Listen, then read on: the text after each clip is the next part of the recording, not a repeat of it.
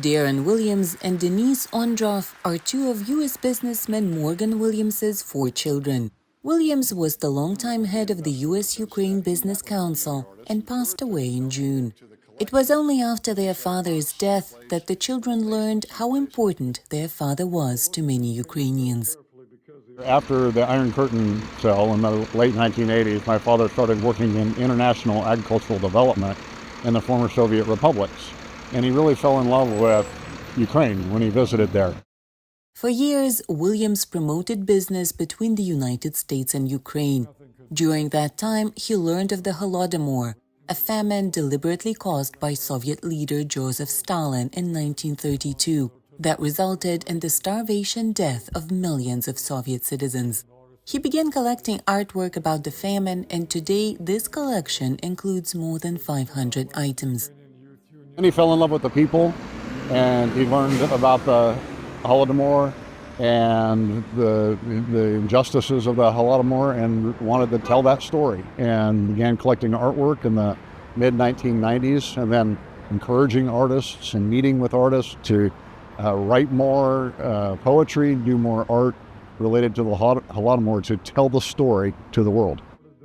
The unique collection includes some 300 paintings, as well as hundreds of engravings, posters, stamps, and documents. His children say part of Williams's motivation was his understanding that people might be reluctant to purchase artwork showing suffering and starvation.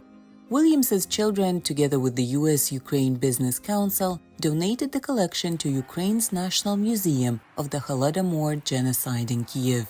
The museum's director plans to display it for the public, but only after the war is over. The country's museum's exhibits have been dismantled, most valuable artifacts have been hidden. Exhibiting priceless art today doesn't make sense because Russia shells Ukraine every day. Any place can be hit at any moment. Hysajak points out that preserving this art history has become even more important because Russian troops have destroyed monuments dedicated to the Holodomor on some occupied Ukrainian lands.